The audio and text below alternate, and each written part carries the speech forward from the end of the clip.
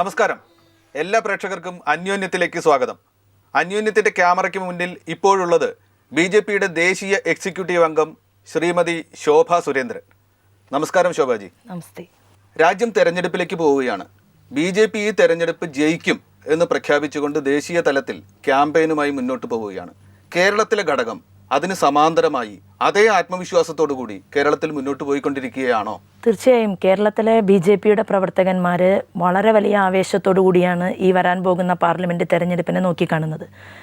അതുമായി ബന്ധപ്പെട്ടുകൊണ്ടുള്ള പ്രവർത്തനങ്ങൾ, അതുപോലെ തന്നെയുള്ള സംഘടനാപരമായിട്ടുള്ള മുന്നേറ്റങ്ങളൊക്കെ നടത്തി പ്രസ്ഥാനം ബഹുദൂരം മുന്നോട്ട് പോവുകയും ഈ വരുന്ന 9-ാം തീയതി ശ്രീ നരേന്ദ്രമോദി തന്നെ നേരിട്ട് തിരുവനന്തപുരത്ത് എത്തി പ്രവർത്തകന്മാരെ അഭിസംബോധന ചെയ്യുകയുമാണ്. അത് തീർച്ചയായിട്ടും പ്രവർത്തകരിൽ വളരെ വലിയ ഒരു ആത്മവിശ്വാസം ഉണ്ടാക്കും. ആ ആത്മവിശ്വാസത്തിൽ നിന്ന് ഊറിക്കൂടി കിട്ടുന്ന റിസൾട്ട് എന്താണ്? എന്തായിരിക്കും BJP അടുത്ത തെരഞ്ഞെടുപ്പിൽ ഇവിടെ സൃഷ്ടിക്കാൻ പോകുന്ന തെരഞ്ഞെടുപ്പ് വിധി? അതായത് രാജ്യം ഇന്ന് നേരിടുന്ന വളരെ പ്രധാനപ്പെട്ട വിലക്കയറ്റം പോലുള്ള, അതുപോലെ തന്നെ രാജ്യത്തിൻ്റെ ആഭ്യന്തരമായിട്ടുള്ള സുരക്ഷ അവതാളത്തിലായത്, രാജ്യത്തിനകത്ത് നിലനിൽക്കുന്ന മാവോയിസ്റ്റ് ഭീകര പ്രവണതകൾ ഉൾപ്പെടെയുള്ള കാര്യങ്ങൾ ചർച്ച ചെയ്തുകൊണ്ട് ഇന്ന് യുവധനത്തെ, അതായത് യുവശക്തി ഏറ്റവും കൂടുതലുള്ള ഒരു രാജ്യമാണ് ഭാരതം എന്നുള്ള ആ ഏറ്റവും വലിയ നമ്മുടെ സ്വത്വത്തെ നിലനിർത്തിക്കൊണ്ട് ആ യുവാക്കളുടെ ശക്തിയെ ഈ രാഷ്ട്രത്തിന് ഉപയുക്തമാക്കുന്ന രീതിയിൽ, അതുപോലെ തന്നെ ഇന്ത്യ പരമമായിട്ടുള്ള ഒരു വൈഭവത്തിൽ എത്തിക്കുന്ന രീതിയിലുള്ള ഒരു മുന്നേറ്റം, അത് ഊന്നി നിന്നുകൊണ്ട് തന്നെയായിരിക്കും BJPയുടെ പ്രവർത്തനവും. അതുപോലെ തന്നെ BJP അത് തന്നെയാണ് മുന്നോട്ട് വെക്കുന്നത്. ഞാൻ ഉദ്ദേശിച്ചത് ശോഭാജി, കേരളത്തിൽ BJP പ്രതീക്ഷിക്കുന്ന റിസൾട്ട് എന്താണ്? ആ പ്രിയപ്പെട്ട പ്രയോഗം BJPക്കാരുടെ താമര വിരിയിക്കുക, അത് ഇത്തവണ നടക്കുമോ? തീർച്ചയായും കേരളത്തിൽ നിന്ന് ഇത്തവണ താമര വിരിയും എന്നുള്ള കാര്യത്തിൽ യാതൊരു തർക്കവുമില്ല. മലയാളത്തിൽ കൃത്യമായി പറഞ്ഞാൽ എത്ര സീറ്റ് ജയിക്കും? അല്ല, അത് ഞങ്ങൾ എത്ര സീറ്റ് ജയിക്കാൻ സാധിക്കുമോ എന്നതിനെ കുറിച്ചാണ് ഇപ്പോൾ ശക്തമായിട്ടുള്ള ആ ഒരു പ്രവർത്തനത്തിലൂടെ ലക്ഷ്യം വെക്കുന്നത്. ആ ആത്മവിശ്വാസമായി മുന്നോട്ട് പോകുന്ന ഒരു പാർട്ടിക്ക്, ആ പാർട്ടിയുടെ സംഘടനയ്ക്ക്, അണികൾക്ക്, അനുഭാവികൾക്ക് ഒക്കെ ഒരു നല്ല സന്ദേശമാണോ ഇപ്പോൾ നടന്ന കാസർഗോഡ് സ്ഥാനാർത്ഥി പ്രഖ്യാപനം, പിൻവലിക്കൽ, ആ നാടകം നൽകിയിരിക്കുന്നത്? അല്ല, ഒരു ഭാരതീയ ജനതാ പാർട്ടിയെ പോലെയുള്ള ഞങ്ങളുടെ സംഘടനയ്ക്ക്, ഓരോ സംഘടനയ്ക്കും ഉള്ളതുപോലെ തന്നെയുള്ള ഭരണഘടനയുണ്ട്. ആ ഭരണഘടന അനുസരിച്ചുകൊണ്ട് മാത്രമേ ഒരു പ്രസ്ഥാനത്തിന് പ്രവർത്തിച്ച് മുന്നോട്ട് പോകാൻ സാധിക്കൂ. അവിടെ ആര് സ്ഥാനാർത്ഥി ആകണം എന്നതിലുപരി ഇതിനൊരു പ്രൊസീജിയറുണ്ട്. അതായത് നിയോജക മണ്ഡലത്തിൻ്റെ ജനറൽ സെക്രട്ടറി, പ്രസിഡന്റ് ഉപരിയുള്ള ആളുകൾ, നേതാക്കന്മാരും അവർ പ്രവർത്തകരുടെ ആ ഒരു ചിന്തയെ രൂപീകരിച്ചെടുത്തുകൊണ്ട് അവർ ആ ഒരു റിസൾട്ടിന്, അതായത് ഒരു മണ്ഡലം ജനറൽ സെക്രട്ടറി, പ്രസിഡന്റ് ഉപരിയുള്ള കാര്യകർത്താക്കന്മാർ, ജില്ലാ ഭാരവാഹി, സംസ്ഥാന ഭാരവാഹി ഉൾപ്പെടെയുള്ള ആളുകൾ ഈ 7 അസംബ്ലി നിയോജക മണ്ഡലങ്ങളിൽ നിന്ന് അവരുടെ അഭിപ്രായത്തെ ആ ജില്ലാ കമ്മിറ്റിയിൽ ചർച്ച ചെയ്തതിന് ശേഷം സംസ്ഥാന ഇലക്ഷൻ കമ്മിറ്റിയിലേക്ക് അയക്കണം. അത് സംസ്ഥാന ഇലക്ഷൻ കമ്മിറ്റി ചർച്ച ചെയ്ത് അതിലേറ്റവും ആപ്റ്റായിട്ടുള്ള സ്ഥാനാർത്ഥി ആരാണോ അത് ഒരുപക്ഷെ 1, 2, 3 സ്ഥാനാർത്ഥികളെ വരെ സെൻട്രൽ ഇലക്ഷൻ കമ്മിറ്റിക്ക് നൽകാനുള്ള അവകാശമുണ്ട്. അവരവിടെ നിന്ന് അതിൽ നിന്ന് ഏറ്റവും ഉചിതമായിട്ടുള്ള ഒരു സ്ഥാനാർത്ഥിയെ പ്രഖ്യാപിക്കുക എന്നുള്ളത് തന്നെയാണ് പാർട്ടിയുടെ ഭരണഘടന. ഈ പ്രൊസീജിയർ ഒന്നും കൂടാതെ കാസർഗോഡ് പോലെ ഒരു മണ്ഡലത്തിൽ സുരേന്ദ്രനെ പോലെ ഒരു സ്ഥാനാർത്ഥിയെ, വെങ്കയ്യ നായിഡുവിനെ പോലെ മുൻ പ്രസിഡന്റായ ഒരു നേതാവ് പ്രഖ്യാപിക്കുക, ഇൻവെർട്ടർ കോമയിലാണ് പ്രഖ്യാപിക്കുന്ന സാഹചര്യം ഉണ്ടായി. അതിനെ നിങ്ങളെപ്പോലുള്ള നേതാക്കൾ എതിർക്കുന്ന സാഹചര്യമുണ്ടായി. അത് പരസ്യമായി തന്നെ സംഭവിച്ചു. BJPയിൽ അത്ര സാധാരണമായി സംഭവിക്കുന്നതൊന്നുമല്ല ഈ കണ്ടത്. ഇത് ഞാൻ നേരത്തെ പറഞ്ഞ അണികൾക്ക്, ആരാധകർക്ക്, വോട്ടർമാർക്ക് കൊടുക്കുന്ന സന്ദേശം എന്താണ്? അല്ല, BJP, ഞാൻ വിശ്വസിക്കുന്നത് BJPക്ക് തീർച്ചയായിട്ടും പാർട്ടി വിത്ത് ഡിഫറൻസ് എന്നാണ് പറയുന്നത്.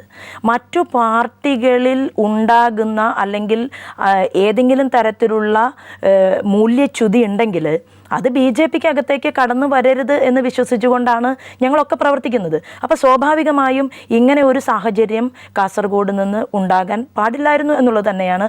അത് ശ്രീ വെങ്കയ്യ നായിഡുജിയെ ഒരുപക്ഷെ ഈ പ്രൊസീജിയറെല്ലാം കഴിഞ്ഞതിന് ശേഷമാണ് ശ്രീ K. സുരേന്ദ്രനെ അവിടെ പ്രഖ്യാപിക്കാൻ പോകുന്നത് എന്നുള്ള ഒരു ധാരണ അദ്ദേഹത്തിൻ്റെ മനസ്സിലേക്ക് സംസ്ഥാന പ്രസിഡന്റ് കൊടുത്തുവോ എന്നതിനെക്കുറിച്ച് എനിക്കറിയില്ല. പക്ഷേ ഇന്നലെ സംസ്ഥാന അധ്യക്ഷൻ മാധ്യമങ്ങളോട് പറഞ്ഞത് ആരെയും സ്ഥാനാർത്ഥിയായിട്ട് പ്രഖ്യാപിച്ചിട്ടില്ല എന്നായിരുന്നു. പക്ഷെ മാധ്യമങ്ങൾ പറയുന്നത് അവിടെ ശ്രീ സുരേന്ദ്രനെ സ്ഥാനാർത്ഥിയായി പ്രഖ്യാപനം നടത്തി, അവരത് കേട്ടു, അവർ പത്രത്തിൻ്റെ താളുകളിൽ എഴുതി എന്നുള്ളത് തന്നെയാണ്. അത് സത്യമാണ്. അദ്ദേഹം അങ്ങനെ ഒരു പരാമർശം നടത്തി എന്നത് സത്യമാണ്. ആ വേദിയിൽ വെച്ച് വെങ്കയ്യ നായിഡു അത്തരത്തിലൊരു പരാമർശം നടത്തി, സ്വാഭാവികമായും അത് വാർത്തയായി എന്നത് സത്യമാണ്. വെങ്കയ്യ നായിഡു തെറ്റിദ്ധരിപ്പിക്കപ്പെട്ടു എന്നാണോ ഉദ്ദേശിക്കുന്നത്?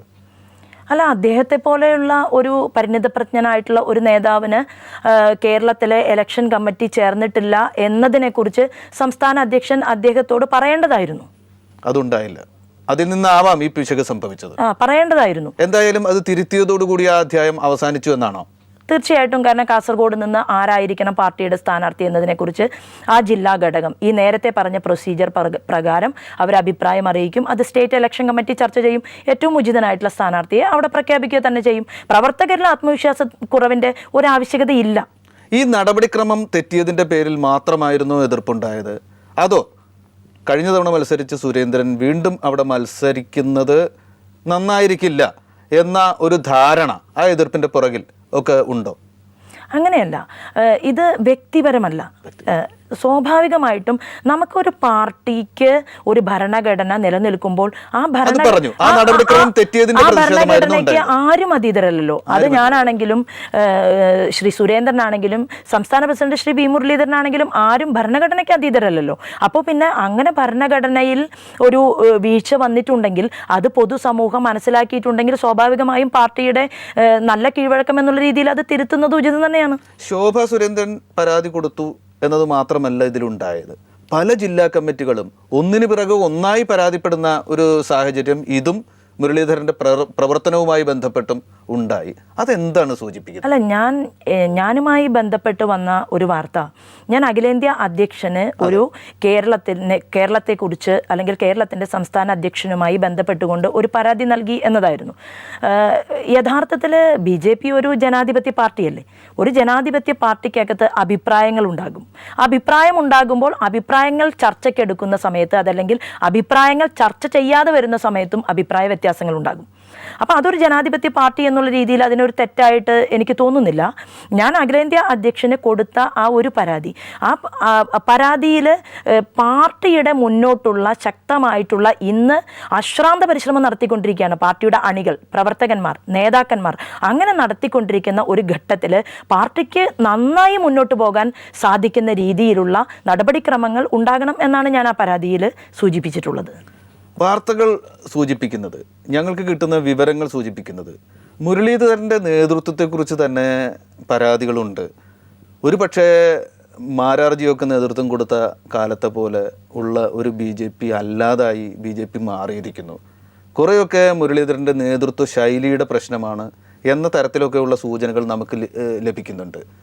താങ്കളൊരു പാർട്ടി പ്രവർത്തകയാണ്, പാർട്ടിയുടെ നാഷണൽ എക്സിക്യൂട്ടീവ് കമ്മിറ്റി അംഗമാണ്. ആ സ്ഥാനത്തിരുന്നു കൊണ്ട് ഇങ്ങനെ ഒരു ആരോപണം വരുമ്പോൾ അതിനോട് പ്രതികരിക്കാൻ കഴിയുമോ? അല്ല, ഞാൻ പ്രതികരിച്ചിട്ടുള്ളത്, ഞാൻ കടന്നു വന്ന വഴികളെക്കുറിച്ച് എനിക്ക് നല്ല ധാരണയുണ്ട്. കേവലം ഒരു 13 വയസ്സിലാണ് ഞാൻ പൊതുപ്രവർത്തന രംഗത്തേക്ക് വരുന്നത്. അവിടെ ഞാൻ ബാലഗോകുലം മുതൽ പ്രവർത്തിക്കുകയാണ്.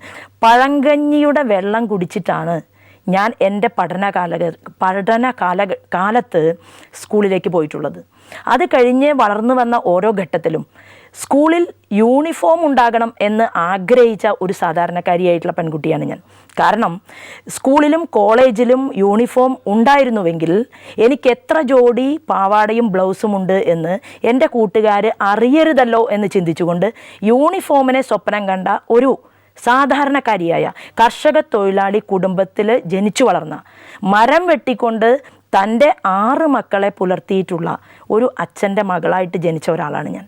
അപ്പോൾ എന്നെ സംബന്ധിച്ച് ഞാൻ ഈ ഒരു കാര്യം ഏറ്റെടുത്തിട്ടുണ്ടെങ്കിൽ അത് എനിക്ക് ഇനി ലഭ്യമാകാൻ പോകുന്ന വലിയ സ്ഥാനമാനത്തെക്കുറിച്ച് ചിന്തിച്ചിട്ടല്ല ഞാനിത് ഏറ്റെടുത്തിട്ടുള്ളത്. ഞാൻ ഏറ്റെടുത്തിട്ടുള്ളത് ഇവിടെ റേഷൻ വാങ്ങുന്ന പൈസ ഉപയോഗിച്ചുകൊണ്ട് പാർട്ടിയെ വളർത്താൻ ശ്രമിക്കുന്ന ലക്ഷക്കണക്കായിട്ടുള്ള പ്രവർത്തകന്മാർ ഒരു MLA ഇല്ലാതെ, ഒരു MP ഇല്ലാതെ ഈ പ്രസ്ഥാനത്തിൻ്റെ കൊടി പിടിക്കാൻ വേണ്ടി കേരളത്തിൽ അവർ പതിറ്റാണ്ടുകളായിട്ട് മുന്നോട്ട് വരുന്നു എന്നുള്ളതാണ്. കഴിഞ്ഞ 1940 മുതൽ ഇവിടെ രാഷ്ട്രീയ സ്വയംസേവക സംഘത്തിൻ്റെ പ്രവർത്തകന്മാർ, കാര്യകർത്താക്കന്മാർ അവരുടെ ഒരു പേര് ആഗ്രഹിക്കാതെ, അതല്ലെങ്കിൽ അവരുടെ ഒരു മുഖം അത് കേരളത്തിൻ്റെ മുന്നിൽ കൊണ്ടുവരാതെ അവർ പതിറ്റാണ്ടുകളായിട്ട് പ്രവർത്തിച്ച് മുന്നോട്ട് പോവുകയാണ്. നിഷ്കാമ കർമ്മമാണ് അവിടെ നടക്കുന്നത്. അങ്ങനെയുള്ള ഒരു സംഘടന, പാർട്ടി വിത്ത് ഡിഫറൻസ് എന്ന് പറയുന്ന ഒരു സംഘടന, ആ സംഘടനയിൽ സംസ്ഥാന അധ്യക്ഷൻ്റെ പോക്കിൽ ചെറിയ പിശക് പറ്റുന്നുണ്ടെങ്കിൽ അത് എൻ്റെ സ്ഥാനത്തെക്കുറിച്ച് ചിന്തിച്ചുകൊണ്ട് ഞാനത് പൊതുസമൂഹത്തോട് പറയാതിരിക്കണമോ എന്നതിനെക്കുറിച്ച് ഞാൻ 2 വട്ടം ചിന്തിച്ചപ്പോൾ എനിക്ക് ഇത് ചർച്ച ചെയ്യേണ്ടതായിട്ടുള്ള ഒരു വേദി, ആ വേദി സ്വാഭാവികമായിട്ടും പാർട്ടിയുടെ കേരള ഘടകത്തിൻ്റെ കോർ കമ്മിറ്റിയാണ്. ആ കോർ കമ്മിറ്റിക്കകത്ത് ഒരു സ്ത്രീ ആയതുകൊണ്ടാണോ എനിക്കറിയില്ല, ആ കോർ കമ്മിറ്റിക്കകത്ത് ഇതുവരെ എന്നെ വിളിച്ചിട്ടില്ല. അപ്പോൾ കോർ കമ്മിറ്റിക്കകത്ത് ഈ വിഷയം ചർച്ച ചെയ്യുന്ന അല്ലെങ്കിൽ ചർച്ച ചെയ്യാൻ സാധിക്കുന്ന ഒരു സാഹചര്യം ഇല്ല. അതുകൊണ്ട് തന്നെ പാർട്ടിയുടെ സംസ്ഥാന സംഘടനാ ജനറൽ സെക്രട്ടറി എന്നുള്ള രീതിയിൽ യാതൊരു തരത്തിലുള്ള ഇച്ഛയ്ക്കും വശപ്പെടാതെ എല്ലാത്തിനും അതീതനായിട്ട് പ്രവർത്തിക്കേണ്ട ഒരു വ്യക്തി എന്നുള്ള രീതിയിൽ അദ്ദേഹവുമായിട്ടും പലവട്ടം സംഘടനയിൽ നടക്കുന്ന ഈ ചെറിയ ചെറിയ കാര്യങ്ങളെക്കുറിച്ചൊക്കെ ചർച്ച ചെയ്തു. കോർ കമ്മിറ്റി ചേരുന്നത് സൗകര്യമുള്ളവരെ വിളിച്ച് കൂട്ടുന്ന ഒരു ഏർപ്പാടായി മാറിയിട്ടുണ്ടോ BJP-യിൽ? അല്ല, അത് അത്തരത്തിലുള്ള അത് സംഘടനയിൽ ആഴത്തിൽ ചർച്ച ചെയ്യേണ്ട ഒരു വിഷയമായതുകൊണ്ടും ഒരു പൊതു ചർച്ചയിൽ പാർട്ടിയുടെ ഇത്തരത്തിലുള്ള സംവിധാനങ്ങളെക്കുറിച്ച് ചർച്ച ചെയ്യാൻ സാധിക്കാത്തതുകൊണ്ടും അതിനെ ഞാൻ ഒരു ആഴത്തിലുള്ള ഒരു പരിശോധന കോർ കമ്മിറ്റിയിൽ ശോഭാജിയെ വിളിക്കുന്നില്ല. ഈ കോർ കമ്മിറ്റി കൂടിയിട്ടുണ്ട്, 1-2 തവണ കൂടിയിട്ടുണ്ട്, പക്ഷെ ഞാൻ അതിലൊന്നും ഭാഗമായിട്ടില്ല. ഞാൻ ചോദിക്കുന്നത് ഒരു പക്ഷേ ശോഭാജിക്ക് അതിനോട് ചേർന്ന് പ്രതികരിക്കാൻ കഴിയണമെന്നില്ല. പക്ഷെ പ്രേക്ഷകർ അറിയട്ടെ എന്ന് വിചാരിച്ച് ചോദിക്കുകയാണ്. ഈ അഭിമുഖത്തിന്റെ ഭാഗമായി ഞാൻ ചില മുന്നൊരുക്കങ്ങൾ നടത്തിയപ്പോൾ അന്വേഷിച്ചപ്പോൾ മനസ്സിലായത് വി മുരളീധരൻ BJP-യുടെ നേതാക്കൾ പരമ്പരാഗതമായി തുടരുന്ന നേതൃത്വ ശൈലി പിന്തുടരുന്ന ഒരാളല്ല. ABVP വിട്ടുകഴിഞ്ഞ ഉടനെ ഒരു മുതലാളിയുടെ പ്രൈവറ്റ് സെക്രട്ടറി ആയിട്ട് പോയി സംഘടനാ പ്രവർത്തന തലം വിട്ടുപോയ ഒരാളാണ്. BJP കേന്ദ്രത്തിൽ അധികാരത്തിലെത്തിയപ്പോൾ തിരിച്ച് കേന്ദ്ര ഓഫീസിലെത്തുകയും പെട്ടെന്ന് നെഹ്റു യുവ കേന്ദ്രയിൽ വരികയും ചെയ്തു. ഇത്തരത്തിലുള്ള പ്രവർത്തന ശൈലി ഉള്ള ഒരാളാണ്. തൻ്റെ ഇഷ്ടക്കാരെയാണ് പല കാര്യത്തിനും ഉപയോഗിക്കുന്നതും കമ്മിറ്റികളിൽ സ്ഥിരമായി വിളിക്കുന്നതും എന്ന തരത്തിലുള്ള പരാതികളുണ്ട്. ഈ പരാതിയോട് ശോഭാ സുരേന്ദ്രൻ പ്രതികരിക്കുമോ? ഇതെല്ലാം മാധ്യമങ്ങൾ കണ്ടെത്തുന്ന ഒരു വിലയിരുത്തലാണ്. മാധ്യമങ്ങൾ കാണുന്ന കാണുന്ന ഒരു വിലയിരുത്തലാണ്. അതിനുള്ള സ്വാതന്ത്ര്യമുണ്ട്. പക്ഷേ പാർട്ടിയുടെ ഒരു ദേശീയ നിർവാഹക സമിതി അംഗം എന്നുള്ള പൊസിഷനിൽ ഇരുന്നു കൊണ്ട് ഈ കണ്ടെത്തലുകൾക്ക് മറുപടി പറയാൻ എനിക്ക് സാധിക്കില്ല. പക്ഷേ ഞാൻ മുന്നോട്ട് വെച്ചിട്ടുള്ള ചില കാര്യങ്ങളുണ്ട്. ആ കാര്യങ്ങളിൽ നിന്ന് ഒരു ഇഞ്ച് പോലും പിറകോട്ട് മാറാനും ഒരു രാഷ്ട്രീയ പ്രവർത്തക എന്നുള്ള രീതിയിൽ ഞാൻ തയ്യാറല്ല. വളരെ വ്യക്തമാണ്. കേന്ദ്ര നിർവാഹക സമിതിയിൽ കേരളത്തിൽ നിന്ന് എത്തുന്ന ആദ്യത്തെ വനിതയാണ് താങ്കൾ. ഒരു സ്ത്രീ എന്ന നിലയ്ക്കുള്ള പരാധീനതകൾ ഇത്തരത്തിലുള്ള മാറ്റി നിർത്തലിന് പുറകിൽ ഉണ്ടോ? സ്ത്രീയാണ്, അവൾ അധികം ഒന്നും ശബ്ദം ഉണ്ടാക്കില്ല എന്നൊരു ധാരണ ആരെങ്കിലും നയിക്കുന്നുണ്ടോ? കേരളത്തിൽ പരിണിതപ്രജ്ഞരായിട്ടുള്ള ഒരുപാട് നേതാക്കന്മാർ BJP-ക്ക് അകത്തുണ്ട്. അവർ വിവിധങ്ങളായിട്ടുള്ള ചുമതലകളിൽ ഇരുന്നു കൊണ്ട് ഈ പാർട്ടിയെ മുന്നോട്ട് കൊണ്ടുപോകുന്നുണ്ട്. അപ്പോൾ ഒരുപക്ഷെ ഈ ഒരു ആംഗിളിലേക്ക് എനിക്ക് തോന്നുന്നു, ഈ ഒരു ആംഗിളിലേക്ക് ഇപ്പോൾ ശോഭാ സുരേന്ദ്രൻ എന്ന് പറയുന്ന ഒരു വ്യക്തി അത് ഇങ്ങനെ അല്ലെങ്കിൽ ഞാൻ ഇങ്ങനെ പ്രവർത്തിച്ചു വന്നു, എനിക്ക് ഈ ഒരു കമ്മിറ്റിയിൽ ഇരിക്കാൻ സാധിക്കാത്തതിൻ്റെ ഒരു വിഷയം എന്നുള്ള രീതിയിൽ ഈ ചർച്ച മുന്നോട്ട് കൊണ്ടുപോകണമെന്ന് ഞാൻ ആഗ്രഹിക്കുന്നില്ല. എനിക്കതിൽ തോന്നിയിട്ടുള്ളത് ഒരു സ്ത്രീ എന്നുള്ള രീതിയിലാണോ ദേശീയ നിർവാഹക സമിതി അംഗമായിട്ട് പോലും എന്നെ വിളിക്കാത്തത് എന്നുള്ള ഒരു സംശയം എൻ്റെ മനസ്സിലുണ്ടായി. ആ സംശയം മാത്രമല്ല, അതിന് ശരികേടിനെ കുറിച്ചും ഞാൻ സംസ്ഥാന അധ്യക്ഷനോട് നേരിട്ട് സംസാരിച്ചു, സംഘടനാ ജനറൽ സെക്രട്ടറിയോടും ഞാൻ സംസാരിച്ചു. പക്ഷേ അവർ പറഞ്ഞു കേരളത്തിൻ്റെ ഒരു പശ്ചാത്തലം വെച്ചുകൊണ്ട് അവരതിന് സ്വീകരിച്ചിട്ടുള്ള അല്ലെങ്കിൽ മറുപടിയെക്കുറിച്ചോ അതൊക്കെ നമ്മൾ ഇങ്ങനെ ജനങ്ങൾ അറിയിക്കണം എന്ന് എനിക്ക് ആഗ്രഹിക്കുന്നു. ഇത് ഞാൻ ഇത്തരം ഒരു അഖിലേന്ത്യാ അധ്യക്ഷനെ ഞാൻ നൽകിയിട്ടുള്ള പരാതിയിൽ ഉള്ളടക്കത്തെക്കുറിച്ച് ഒന്നും ഞാൻ പൊതുജനങ്ങളോട് പറയാൻ ആഗ്രഹിക്കുന്നില്ല. കൂട്ടായ നേതൃത്വം ഉറപ്പുവരുത്തണം, ജനാധിപത്യപരമായി BJP-യുടെ നേതൃത്വം പുനഃസംഘടിപ്പിക്കണം എന്ന അഭിപ്രായമെങ്കിലും ശോഭാ സുരേന്ദ്രനുണ്ടോ? ഇപ്പം നമ്മൾ നിൽക്കുന്നത് ഒരു തെരഞ്ഞെടുപ്പിൻ്റെ മുന്നിലാണ്. തീർച്ചയായിട്ടും. അപ്പോൾ കേരളം ഒരു തെരഞ്ഞെടുപ്പിൻ്റെ ചൂടിൽ എത്തി നിൽക്കുന്ന ഒരു സമയത്ത് റോഡിൽ പൊരിവെയിലത്ത് എൻ്റെ പ്രവർത്തകന്മാർ അവിടെ അശ്രാന്ത പരിശ്രമം നടത്തിക്കൊണ്ടിരിക്കുകയാണ് ഭാരതീയ ജനതാ പാർട്ടിയുടെ മുന്നേറ്റത്തിന് വേണ്ടി.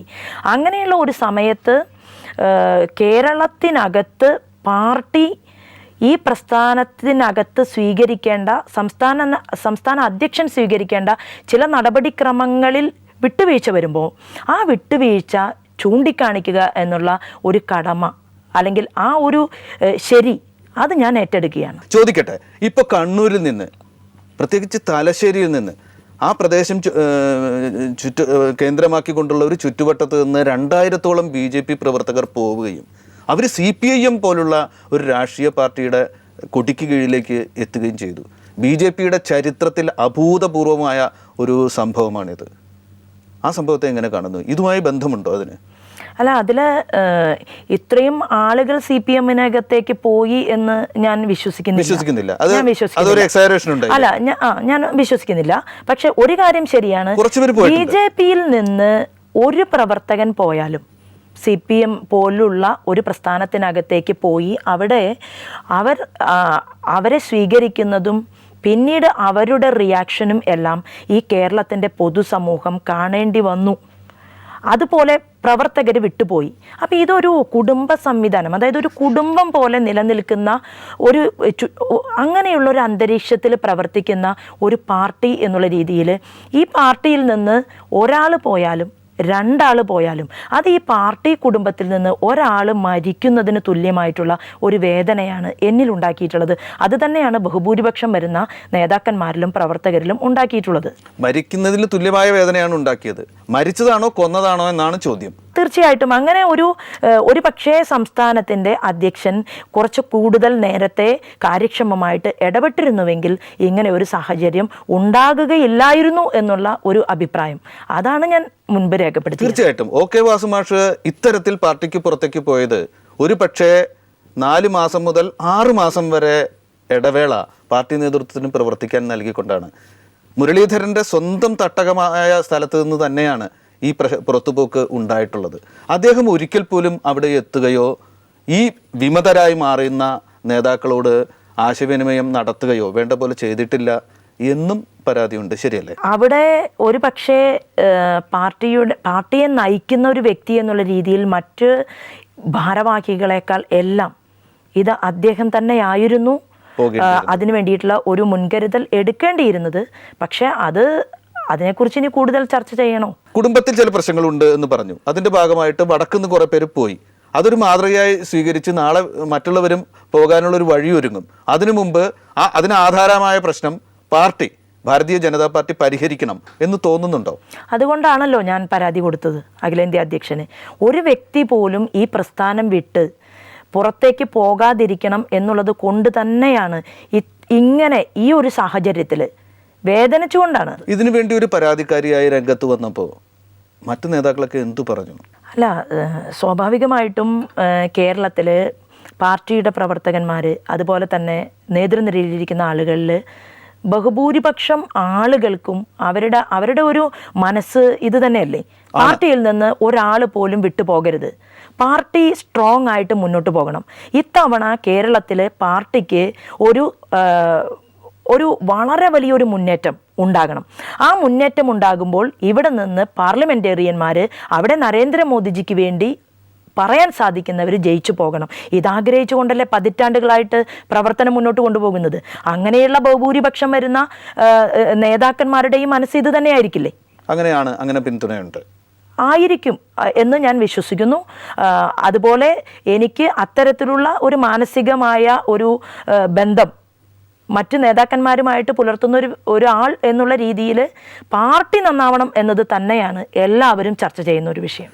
ഈ പ്രവർത്തനത്തിൻ്റെ ഭാഗമായി പാർട്ടിയിൽ ചിലയിടത്ത് എങ്കിലും വേരുറപ്പിച്ചിട്ടുണ്ട് എന്ന് പറയുന്ന കോർപ്പറേറ്റ് രീതികൾ, അഴിമതി, അതിനൊക്കെ എതിരായ നടപടി കൂടി വേണം എന്ന് അഭിപ്രായമുണ്ടോ? പാർട്ടി നേതൃത്വം, ആ പാർട്ടിയിൽ പ്രവർത്തിക്കുന്ന നേതൃനിരയിലിരിക്കുന്ന ആളുകൾക്ക് മറ്റു പല സ്ഥലങ്ങളിലും പ്രവർത്തിക്കാനുള്ള അവകാശമുണ്ട്. അത് നിയമപരമായിട്ട് അവർക്ക് അവരുടെ ടൈം കോൺട്രിബ്യൂട്ട് ചെയ്യാനൊക്കെയുള്ള അവകാശമുണ്ട്.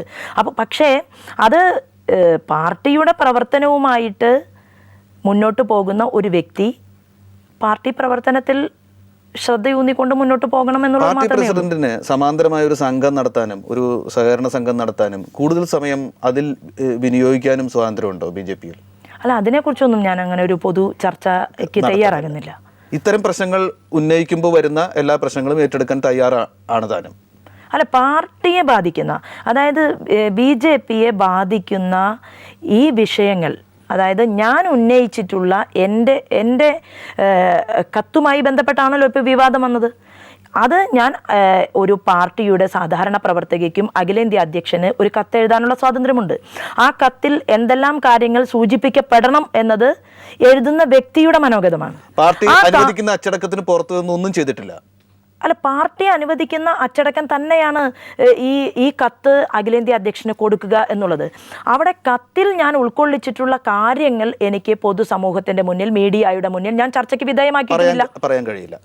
ഇതിൽ ഈ കത്തിൽ എന്ന് നടപടി പ്രതീക്ഷിക്കുന്നു? എത്ര കാലം എടുക്കും? അല്ല, ഞാൻ പ്രതീക്ഷിക്കുന്നത് തീർച്ചയായിട്ടും കേരളം പോലൊരു സംസ്ഥാനം, ഈ സംസ്ഥാനത്ത് ഞങ്ങൾക്ക് സന്തോഷിക്കാൻ, ഭാരതീയ ജനതാ പാർട്ടിയെ സംബന്ധിച്ച് പാർട്ടിക്ക് MLA ഇല്ല, MP ഇല്ല, അധികാര കേന്ദ്രങ്ങളില്ല, ഇതൊന്നും ഇല്ലാതിരുന്നിട്ടും ഈ പാർട്ടി ഇന്നും ഇങ്ങനെ കൂടുതൽ മെമ്പർഷിപ്പ് വർദ്ധിപ്പിക്കുന്നു, കൂടുതൽ ബൂത്തുകളിലേക്ക് പ്രവർത്തനം എത്തിക്കുന്നു, കൂടുതൽ വോട്ട് സ്കോർ ചെയ്തുകൊണ്ട് ഞങ്ങൾ മുന്നോട്ട് പോകുന്നു. അങ്ങനെയൊക്കെയുള്ള ഒരു മുന്നേറ്റം നടത്തുമ്പോൾ ആ മുന്നേറ്റത്തെ കൂടുതൽ വർദ്ധിപ്പിക്കാൻ തീർച്ചയായിട്ടും അഖിലേന്ത്യാ നേതൃത്വത്തിന് ആഗ്രഹമുണ്ടാകും. ആ ആഗ്രഹം അവർ തീർച്ചയായിട്ടും ഈ പരാതിയുടെ പശ്ചാത്തലത്തിലും മറ്റു പരിണിതപ്രജ്ഞരായിട്ടുള്ള നേതാക്കന്മാരോടും അവർ അത് ചർച്ച ചെയ്യും എന്ന് എനിക്ക് തീർച്ചയായിട്ടും പ്രതീക്ഷയുണ്ട്. ആ ചർച്ച ചെയ്യുന്ന സാഹചര്യത്തിൽ ഇതെല്ലാം ആ ചർച്ചയ്ക്ക് വിധേയമാക്കപ്പെടും എന്നുള്ളതാണ്. ബംഗാരു ലക്ഷ്മൺ ഒരു ദൂതനായിട്ട് വരുന്നു, ഇരുവിഭാഗത്തെയും കൂടി ചേർന്ന് ചർച്ച ചെയ്യുന്നു എന്നൊക്കെ സൂചനകളുണ്ട്. അങ്ങനെ എന്തെങ്കിലും സൂചനകൾ കിട്ടിയിട്ടുണ്ടോ പാർട്ടി നേതൃത്വത്തിൽ നിന്ന്? അല്ല, തീർച്ചയായിട്ടും പാർട്ടി ഈ വിഷയങ്ങളെക്കുറിച്ച്, അതായത് പാർട്ടിക്ക് മുന്നോട്ട് പോകാനുള്ള നല്ല സൂചനകളെക്കുറിച്ച് അഖിലേന്ത്യാ നേതൃത്വത്തിൻ്റെ ഭാഗത്തു നിന്ന് ഒരു ശ്രമമുണ്ടാകും എന്ന് തന്നെയാണ് സൂചന. പരാതി കൊടുത്ത ശോഭാജിക്ക് ഇപ്പോൾ ശുഭപ്രതീക്ഷയാണോ ഉള്ളത്? തീർച്ചയായിട്ടും. ഇതിൻ്റെ പേരിൽ അച്ചടക്ക നടപടികൾക്ക് ഇരയായാൽ, ബലിയാടാവേണ്ടി വന്നാൽ അതിനെക്കുറിച്ചൊക്കെ ആലോചിച്ചിട്ടില്ലേ ശോഭാജി? ഞാൻ വളരെയേറെ ആലോചിച്ചിട്ടുണ്ട്. കാരണം നേരത്തെ പറഞ്ഞല്ലോ, കണ്ണൂർ ജില്ലയ്ക്ക് ഒരു പ്രത്യേകതയുണ്ട്. കണ്ണൂരിൽ ബലിദാനികളുടെ നാടാണ് കണ്ണൂർ. ഒരുപാട് ആളുകൾ അവിടെ മരണമടഞ്ഞിട്ടുണ്ട്. അപ്പോൾ സ്വാഭാവികമായിട്ടും ആ മരണങ്ങൾ അത് ഇന്നും കേരള BJPക്കകത്ത് ഓരോ വർഷവും ചർച്ച ചെയ്യുകയും മനസ്സിനകത്ത് അത് റിവൈൻഡ് ചെയ്യപ്പെടുകയും ചെയ്യുന്ന ഒരു സാഹചര്യം നിലനിൽക്കെ ആ ബലിദാനികളുടെ മരണത്തോട് ഒരു കമ്മിറ്റ്മെൻറ്റ് പുലർത്തേണ്ട ബാധ്യത നേതാവ് അല്ലെങ്കിൽ ഒരു പ്രവർത്തക എന്നുള്ള രീതിയിൽ എനിക്കില്ലേ? അതിൻ്റെ പേരിൽ ഇനി കേരളത്തിൽ നിന്ന് പാർട്ടി വിട്ട് ഒരാളും പുറത്തു പോകരുത്, നമ്മുടെ സംഘടനയിൽ ചില തരത്തിലുള്ള ഇത്തരത്തിലുള്ള പ്രശ്നങ്ങൾ നിലനിൽക്കുന്നുണ്ടെങ്കിൽ അത് ചർച്ചയ്ക്ക് വിധേയമാക്കിക്കൊണ്ട് പാർട്ടിയെ ആ ഒരു പഴയ പ്രഭാവത്തിലേക്ക് തിരിച്ചു കൊണ്ടുവരണം എന്ന് പറഞ്ഞതിൻ്റെ പേരിൽ ഒരു രാഷ്ട്രീയ ബലിദാനം ഉണ്ടാകുമെങ്കിൽ അതിനെ ഏറ്റെടുക്കാൻ ഞാൻ തയ്യാറാണ്. വളരെ സന്തോഷം ഇത്രയും കാര്യങ്ങൾ പറഞ്ഞത്. നമസ്തേ.